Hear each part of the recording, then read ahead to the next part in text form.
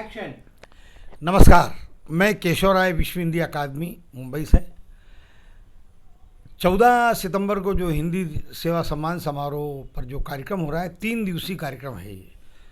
पहला सत्र में अंतर्राष्ट्रीय परिसंवाद में वक्तव्य होगा, हिंदी की जो विकास यात्रा। दूसरा सत्र होगा 1 घंटे का मुशायरे का होगा, उसका संचालन देवमणि पांडे जी कर रहे हैं। और तीसरा सत्र देश ही नहीं, अंतर्राष्ट्रीय स्तर के सुप्रसिद्ध संचालक, कवि, व्यंग्यकार सुभाष काबरा जी के नेतृत्व में होगा। उसमें देश के ही नहीं, विदेश में जो अंतर्राष्ट्रीय स्तर ख्याति प्राप्त कवि और शायर वो उसमें शिरकत करेंगे सुभाष जी के सानिध्य में। जो सुभाष जी बताएंगे, जैसे गीतकार समीर जी, शायर राजेश रेड्डी जी, और मासूम संजय मासूम जी हैं, माया गोविंद जी हैं, राम गोविंद जी हैं, और इस तरह से ये सभी उसमें आएंगे। यशपाल शर्मा कलाकार, उनकी भी अनुमति है। कीर्ति काले दिल्ली से वो भी आने वाली हैं, और आस्करन अटल साहब।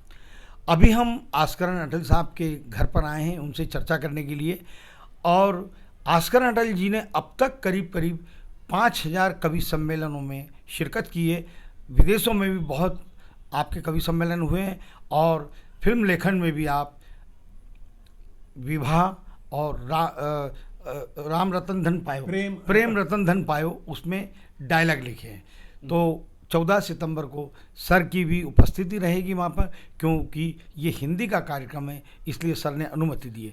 तो मैं सर से निवेदन करूँगा, सर हिंदी के बारे में जो आपने अब तक 5000 कवि सम्मेलनों में शिरकत की, विदेशों में आपकी बहुत लोकप्रियता है, हिंदी को लेकर विदेशों में और देश में क्या स्थिति है? स्थिति वगैरह ये तो मेरा काम नहीं है बताना, लेकिन मैं जहाँ जहाँ गया हूँ, चूँकि मैं हास्यरस का कवि हूँ, हास्य व्यंग लिखता हूँ, सुभाष काबरा भी हास्य व्यंग लिखते हैं। पिछले एक जैसे एक भक्ति काल होता है, वैसे वैसे हास्य काल है ये। तो इसकी वजह से मैं जब से मंचों पर आया हूँ, तब से सुरेंद्र शर्मा वगैरह स्टार बन चुके थे, और आदित्य जी वगैरह और भी हमारे बहुत से बड़े कवि हुए हैं। उनकी वजह से एक हास्यरस कवि सम्मेलन के लिए एक माहौल बन गया था ज़बरदस्त। और मैं उसी वक्त आया, और मुझे खूब प्रोग्राम मिले, अच्छे प्रोग्राम मिले। धर्मयुग में मैं खूब छपा, और अब तक मैं 19 देशों में 60 बार से ज़्यादा बुलाया जा चुका हूँ, क्योंकि मेरे जो विषय होते हैं बड़े जीवन से जुड़े हुए और सरल होते हैं। और चूँकि मैं ओशोआइट हूँ, ओशो का मेरे वो गुरु हैं, तो विषय वैसे होंगे ही जो जीवन से जुड़े हुए होंगे। तो इसलिए क्या है कि मैं विदेशों में थोड़ा ज़्यादा बुलाया गया हूँ।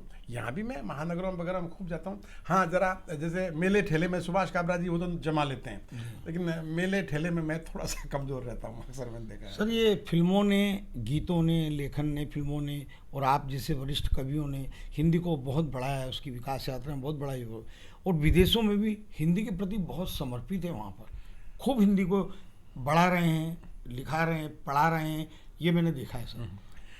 हिंदी दरअसल क्या है कि हिंदी पिछले ये सिनेमा की वजह से, मुझे खूब याद है, मैं जब पहली बार मद्रास कवि, चेन्नई नाम बाद में पड़ा, जब मद्रास कवि सम्मेलन में गया था, तो उस ज़माने में साउथ में हिंदी का विरोध खूब चल रहा था जी। और मुझे किस स्टेशन पे उतरना, हिंदी का बोर्ड पोत दिया गया था जी, ये हालत थी वहाँ पे। लेकिन सिनेमा ने वो जादू किया कि सारे वो जो विरोध थे वो धीरे धीरे ऊपर, भले ही कहीं कहीं नेताओं ने इसको बनाए रखा, लेकिन विरोध जो है ख़त्म हो गया। तो इसका पहला श्रेय जाता है सिनेमा को, नंबर 1। नंबर 2 क्या है कि लगभग रोजी रोटी की भाषा बन चुकी थी ये जी, इसलिए जो है सब जगह विदेशों में खूब हिंदी के प्रोग्राम भी होते हैं, और हिंदी के श्रोता भी बहुत हैं, और हिंदी के जो अनुवाद होने लगे हैं फिर।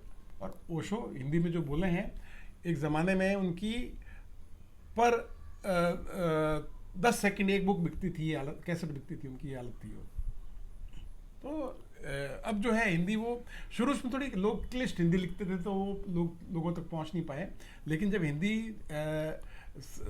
जो समझ में आने वाली सरल भाषा में जब लोग बोलने लगे, जैसे हम हास्य कवि हैं, गीतकार भी हैं, और सिनेमा के गीतकार जी, शैलेंद्र से लेकर आनंद बख्शी तक जो इन लोगों ने काम किया है, तो उसकी वजह से बहुत रास्ता आसान रहा हमारे लिए। जी जी। और अब आप जो ये कार्यक्रम कर रहे हैं उसको बड़ा ज़रूर रहे हैं, लेकिन ये आसान रास्ता हमें वहाँ से मिला है, क्या बात। सिनेमा से उससे। तो आप 14 सितंबर को हिंदी दिवस पर आपको सुनेंगे।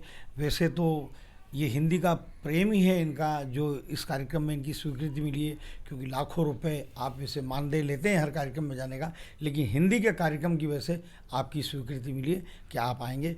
तो अब मैं निवेदन करना चाहूँगा आगे कि हमारे बीच देश के और आप भी अंतर्राष्ट्रीय ख्याति प्राप्त व्यंग्यकार और संचालन में सुभाष काबरा जी, बहुत बड़ा नाम है देश में, जो मतलब अगर गिनेंगे तो पहले नंबर पर आपका साहित्य और व्यंग में संचालन में सुभाष काबरा जी का बहुत बड़ा नाम है। तो आपके सानिध्य में ही ये जो 1 घंटे का कार्यक्रम, सवा घंटे का जो कवि सम्मेलन होगा, उसमें देश के लेखक, पत्रकार, साहित्यकार और कलाकार, तो सुभाष जी जी गीतकार भी आपके सानिध्य में उस दिन आएंगे।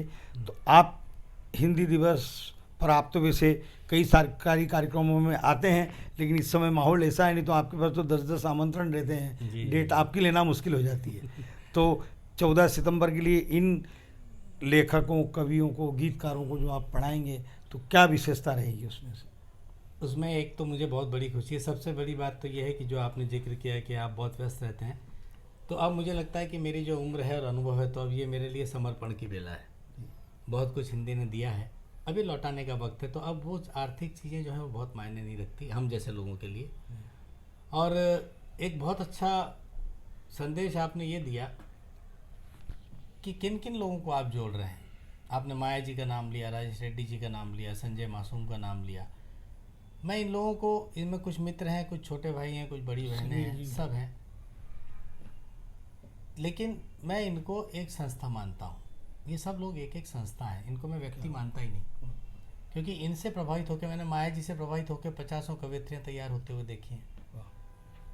इसी तरह बाकी लोगों की हम बात करें, संजय मासूम मेरे छोटे भाई, क्या उसने लेखनी को धार दी है साहब। मतलब ऐसा अच्छा लगता है कि हमारी बिरादरी से लोगों ने कैसे काम किया। समीर साहब हैं, आज समीर साहब किसी परिचय के मोहताज हैं क्या? यशपाल शर्मा है। मुझे हमेशा लगता रहा कि देखिए ये तो हिंदी संपर्क की भाषा है। हमेशा लगता रहा कि यार ये आदमी इसी रोल के लिए बना है। ऐसा कैसे हो सकता है आदमी एक रोल के लिए बन जाए, 2 रोल के लिए, अमजद खान एक गब्बर के लिए बन जाए। लेकिन यशपाल शर्मा वो छोटे भाई हैं साहब कि जिन्होंने हर किरदार को जिया है, निभाया है। और जहाँ तक हिंदी की बात है, तो मैं 1-2 बातें आपसे शेयर करना चाहता हूँ। मेरा ये मानना है कि हिंदी का सबसे ज़्यादा नुकसान हिंदी के वरिष्ठ और गरिष्ठ लोगों ने किया है। बिल्कुल सही। बड़ी सरल और तरल भाषा है। मैं अपनी सब्जी वाली जो महाराष्ट्रीयन है उससे हिंदी में बात करता हूँ, अपने किराने वाले से बात करता हूँ। मेरी अंग्रेजी बहुत अच्छी नहीं है। और मुझे सौभाग्य मिला था जबलपुर में बरसों पहले परसाई जी के चरणों में बैठने का। अब ये जो आतंक फैलाते हैं ना लोग कि हिंदी ऐसी हो रही है, हिंदी वैसी हो रही है, हिंदी ऐसी, तो मैंने परसाई जी से वही डरते डरते सवाल किया कि सर आप हिंदी के बारे में, तो वो हंसने लगे, वो ठहाका लगाया उन्होंने। बोले सुभाष हिंदी कोई गुब्बारा है कि कोई पिन लगा दे और फूट जाए? क्या, बिल्कुल, क्या बात बोली। और हिंदी को संभालने की कोई जरूरत नहीं है सुभाष। क्या बात है। उस जमाने में उन्होंने बात की, जैसा अभी हमारे बड़े भाई अटल जी ने जिक्र किया कि हिंदी तो खुद बांधती है लोगों को। और कितने साल पहले अटल जी ये बात हुई, उन्होंने कहा कि हिंदी को संभालने की, बैसाखी देने की कोई ज़रूरत नहीं है। ये पढ़े लिखे लोग पूरे विश्व के मैप को देखें कि हिंदी कितने लोगों को संभाल रही है। वाह वाह, क्या बात। कई देशों में हिंदी की क्लासेस लगाई जाती हैं, बिजनेस के तहत कहिए, व्यापार के तहत कहिए, जनसंपर्क के तहत कहिए, वो हिंदी सीखते हैं बच्चे। मैं कुछ जर्मन के छात्रों से मिला हूँ मुंबई में, वो हिंदी सीखते हैं। मैं कहा तुमको क्या ज़रूरत है? बोले नहीं सर हिंदी सीखते हैं तो यहाँ पे आपकी जनता में घुसने में ईजी रहता है। तो हिंदी को एक ऐसा आकाश मिला है आज हम, और हिंदी सब भाषाओं से बहनापा रखती है, किसी से कोई ईर्ष्या तो है नहीं। कई शब्द हैं जो हिंदी के बाकी भाषाओं ने लिए, कई बाकी भाषाओं के शब्द हैं जो हिंदी ने आत्मसात किए। तो ये ढोल पीटना बंद करना चाहिए साहब। हिंदी में इतना सार्थक काम हुआ है।